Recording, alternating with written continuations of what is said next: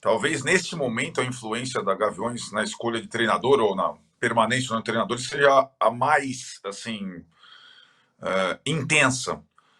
Tem uma questão, né, Tironi?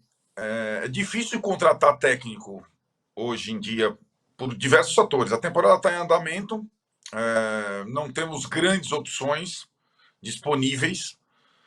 Os brasileiros, digamos assim, não vivem uma grande fase. E contratar um estrangeiro que não tenha tido qualquer experiência na temporada brasileira é bastante arriscado para um time em situação como a do Corinthians hoje. Então, essa opção me parece ser uma opção viável para essa circunstância. Né? Ele já tem um bom conhecimento de temporadas no futebol brasileiro, tem um temperamento forte, firme. Ele duela em cartões com o Abel, por exemplo. Você falou só da nacionalidade da primeira letra do nome.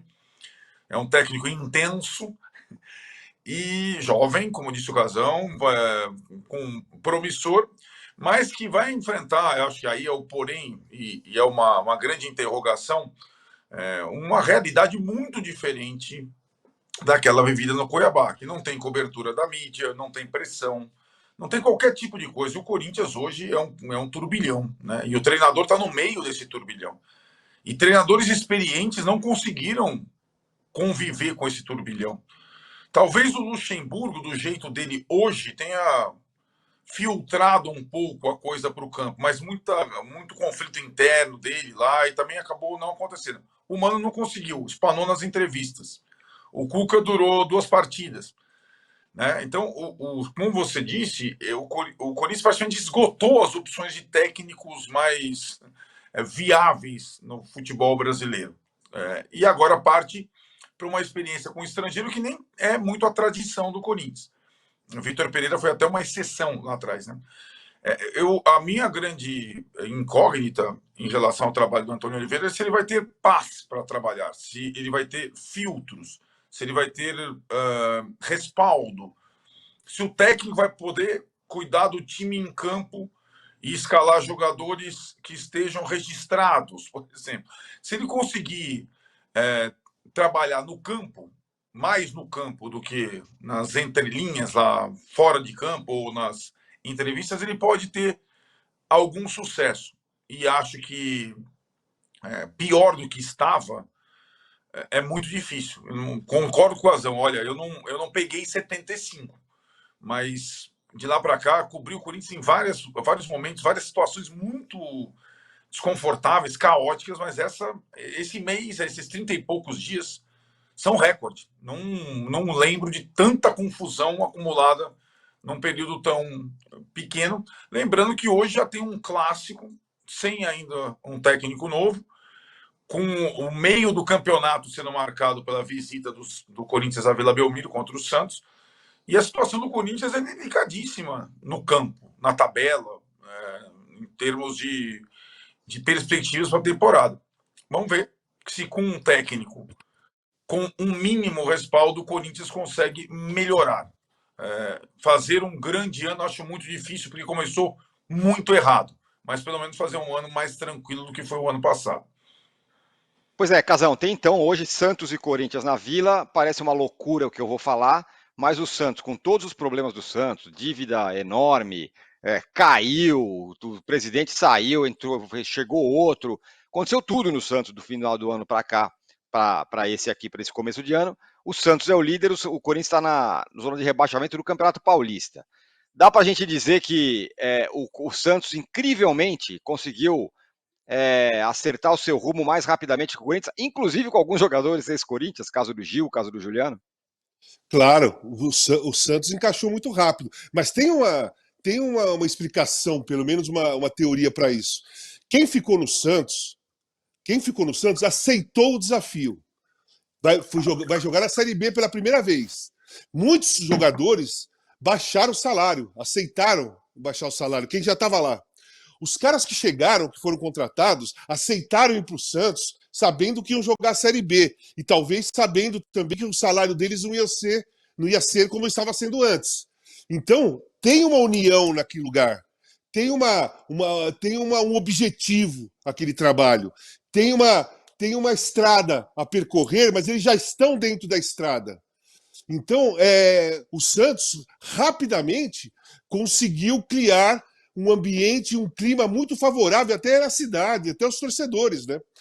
O Corinthians, qual era a expectativa? Foi muito mal ano passado. Pô, o Duílio saiu, deixou terra arrasada, deixou uma herança desastrosa, mas agora chegou um novo presidente e a promessa é que a farra vai acabar, né? É a primeira fase da história. A farra acabou. Beleza. Aí a torcida começa a cobrar.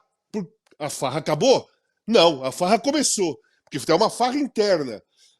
Sabe, uma confusão de contratações, uma confusão de não conhecimento de regulamento de campeonato, sabe? Jogadores já insatisfeitos com pouco tempo, né? O time não joga bem, o time é fraco, né? E é estranho, porque o Corinthians perdeu 4 partidas. Foram 2 por 1-0, uma por 2-1, né? Se eu não me engano, antes dessa de domingo. E o time jogou mal. Aí domingo tava 3-0, tinha gente falando que o time estava jogando bem. Então é melhor jogar mal, porque perde só de 1-0.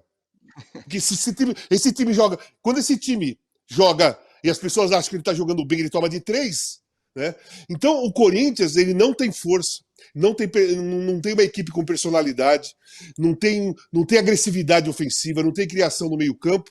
E a coisa pior é do lado de fora, que é o seguinte: não tem credibilidade de mercado, tem fama de caloteiro. Então não consegue contratar ninguém sem que o time adversário peça uma parte significativa de dinheiro na hora. Ninguém vende para o Corinthians a parcela. Né? Não pagar, começa a pagar em setembro. Não, essa conversa com o Corinthians não tem. Tem que pagar agora, porque uma parte tem que pagar agora. Pelo menos se eu tomar um calote, eu fico com um pouco. Essa é a situação do Corinthians no mercado. Segundo, os jogadores, o mundo mudou no futebol. Sei lá quantos tempo atrás, 10 anos atrás, talvez. 10 anos atrás, todo mundo queria jogar no Corinthians. Né? Todo mundo queria jogar no Palmeiras, no Santos, São Paulo, enfim. Era dessa maneira. Hoje em dia, não. Hoje em dia, você vai contratar o treinador do Fortaleza, que é o Vojvoda, ele não quer sair de lá. Para ir para o Corinthians, para ir para o Flamengo, por exemplo, para ir para o São Paulo, o cara não quer. Então, o cara não quer. O Caixinha também se falou em ir para o Flamengo, ir para uma possibilidade de ir para o Palmeiras, caso o Abel saísse. O cara já falou logo de cara, eu não vou sair. Né? Então, treinadores também evitam vir para um time da situação do Corinthians, jogadores de ponta também. Né? Então, o Corinthians tem que formar um time com jogadores que tem que... jogadores que são médios, bons jogadores médios, sabe? Algumas vezes jogam um pouco mais, outras vezes jogam um pouco menos, e apostar no coletivo, apostar num entendimento de objetivo que não é um objetivo que jogador aprende. Quando você começa a jogar, eu comecei a jogar no Corinthians dente de leite, com 10 anos de idade, tinha que ganhar. Sabe, você tinha que jogar, ganhar do Palmeiras. Com 10 anos de idade, você estava lá, molequinho, vai jogar contra o Palmeiras no dente de leite, tem que ganhar de qualquer jeito. Cara, com 10 anos de idade. Então o jogador aprende que ele tem que jogar para ganhar, ele tem que vencer, ele tem que ser campeão. Aí você vem para um time que o objetivo tem que ser melhor que o ano passado. É muito pouco para jogador aceitar, entendeu? É muito pouco para aqueles de ponta aceitarem. Cara, eu não vou lá jogar para fugir do rebaixamento, ou vou lá jogar com uma fase ruim, aquela enorme torcida contra o trabalho, não paga. Então a situação do Corinthians é delicada. O pacote é muito maior do que aquele que nós estamos conversando aqui.